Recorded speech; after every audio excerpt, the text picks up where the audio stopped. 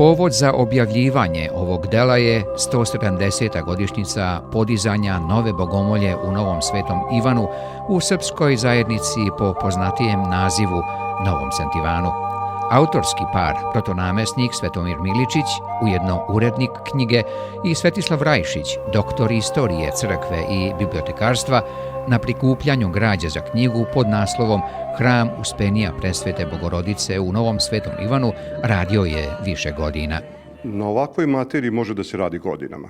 Ona nema kraja. Svaki put kad zagrebemo neki novi materijal, neki novi izvor, on nas povede nekim tajnim kanalima prema sledećem i tu je zapravo najveći problem kad stati. Konkretno ja sam imao tu sreću da mi je otac Svetomir dozvolio pristup svim zapisnicima crkvenih opština, svim letopisima koji su postojali, odakle sam mogao da izvučem jedinstvene podatke i predstavimo u ovoj knjizi koji nikada, nigde na svetu nisu objavljeni. Mislim da jedan veliki broj žitelja Novog Svetog Ivana ili Novog Sentivana takođe nije znao za neke podatke koje smo mi objavili jer ih je progutalo vreme. Imamo tu sreću da smo zahvaljujući pedantnim sveštenicima, pedantnim zapisničarima, pedantnim predsjednicima crkvenih opština mogli da nađemo sve o žiteljima, o hramu, o pevačkom društvu, o kasini, o čitaonici, pa čak i podatke o darodavcima crkve.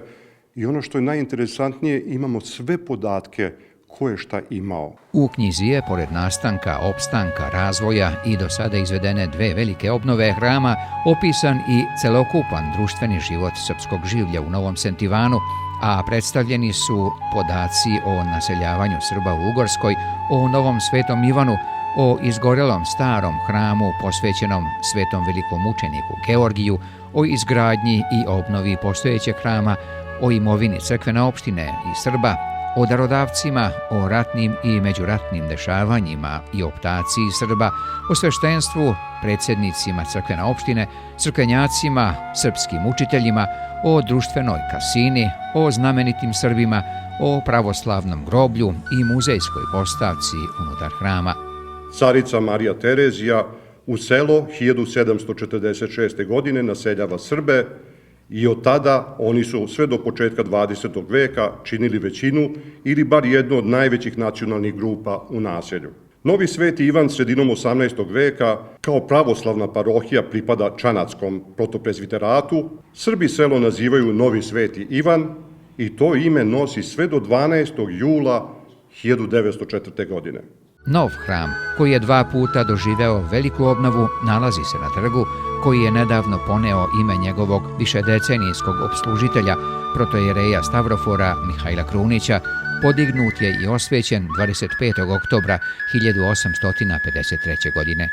Čitajući stare zapisnike crkveno-opštinskih sednica, kako i letopisa, preko toga, došao sam i do podataka o njima, o njihovim ličnostima, tako da mogu reći da je ovdje u Novom Sentivanu bilo baš uglednih i dobrih i marljivih i vrlih sveštenika, što mi je stvarno velika čast. Bili su administratori, ponekad i monasi iz današnjeg manastira Bezdina. Sanad je baš dao dosta sveštenika. Ne bih mogao da ne pomenem protoreja Stavrofora Mihajla Krunića, koji je 5 decenija bio sveštenik ovdje u Novom Sentivanu. Njegova ličnost, odnosno njegov rad i plod njegovog rada vidi se danas u vernicima Novog Sentivana i ne samo u vernicima Novog Sentivana, nego i u svim ostalim parohijama koje je sem Sentivana opsluživao. Među 154 stranice knjige pozamašno mesto zauzimaju i biografije sveštenika Novosvetoivanske parohije,